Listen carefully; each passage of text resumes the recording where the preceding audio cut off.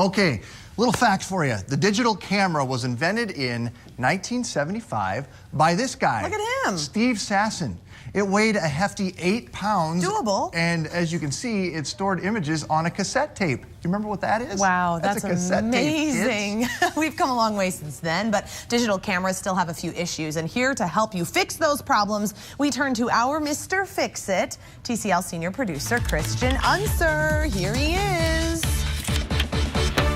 Hi, Christian. How Hello, you doing? everybody. How are you? Sorry, I had to wait for my intro to finish before I started speaking. It's very important. Yeah. Okay, so you have sworn us, well, you've sworn everyone to secrecy. We're not allowed to see what you're doing or what you're talking about. That's right. This is one of the geekier segments that I've ever done, because this is some pretty intense stuff, but I think that it's really cool. You're already at like geek level. Yeah, we're above it now. No, I mean, that's meant with respect. Thank you, I appreciate that. This first one is called the Impossible Photo Lab, and here's the backstory from this. So some employees from Polaroid bought the last remaining Polaroid factory, and they started refurbishing Polaroid cameras and making Polaroid film. They are so cool. Right. It's in the Netherlands, and so they've come up with this product called the Instant Photo Lab, and it's right here, and I'm going to show you how it works. So you pull this thing up, and it's actually a camera inside here. Oh my gosh. And then what you do is you use their little app, and I have it up right here. Okay. And it's a picture of you at your wedding. Oh. So what you do is you put it there, it flashes, you open the back up. Yeah. It will flash. Okay. Shut this. Then it spits out No. a Polaroid version of that picture. Now, it takes 45 minutes to develop.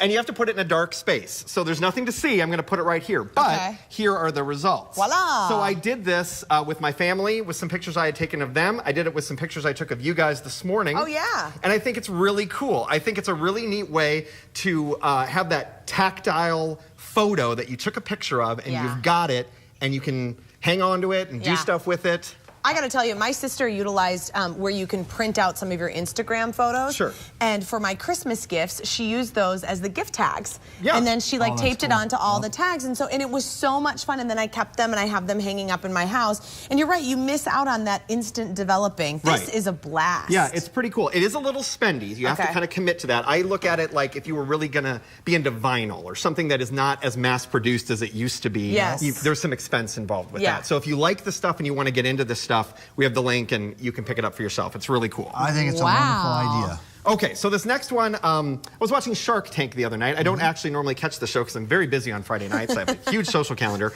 But I was watching it the other night, and they had a guy on with this really cool app. And I'm just going to show you how this works. Okay. I'm going to cut in front of you here. That's fine. So what this does is it uses the motor in your the motor in your phone to take a panoramic picture. So what it will do is it will turn itself. Whoa. And it was on Shark Tank. It blew the investors away.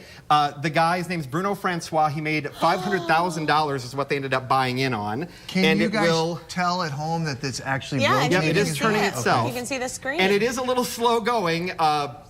It's very picky about the table that it's on. This, of course, worked better earlier. But it will take a 360-degree photo. It is just an app. It is a $2 app for the iPhone that you can pick up. And it will take a panoramic picture. And then when it's done, you'll have a panoramic picture. That is cool. I just think it's cool. Yeah. So it's really fun. It's really neat. The investors went nuts for it. They thought the base that it was sitting on was turning, but no, it's the phone. Plus, what you could do if you were like out to dinner is you could say that you think your phone has a ghost in it. Absolutely. And then you could totally trick everyone. Check it. I'm going to make it. So there it is. It's made it almost all the way around. You're making it move. And it's just fun. Yeah. The kids went nuts when I was messing around with it at home. It was super cool. It's super fun. I love that. Okay. Okay, you have one more thing? Yep, this last one is an app called IFTTT, and it stands for If This, Then That. And it's a programming language that basically says, if something happens, then do this. Yeah. And you can set up all kinds of things with it. You can do things like, if you arrive at work, it can send an email, things like that. So you're in a location, I will send an email. One of the things that can do is it can send a picture to someplace else. So if I take a picture, a rear-facing camera picture, you can be that specific with it. Yeah. So if I take a picture of myself, it will actually send hi me. Hello. It will actually send that That's a to good my, one. thank you, to my Dropbox folder, which is a free service.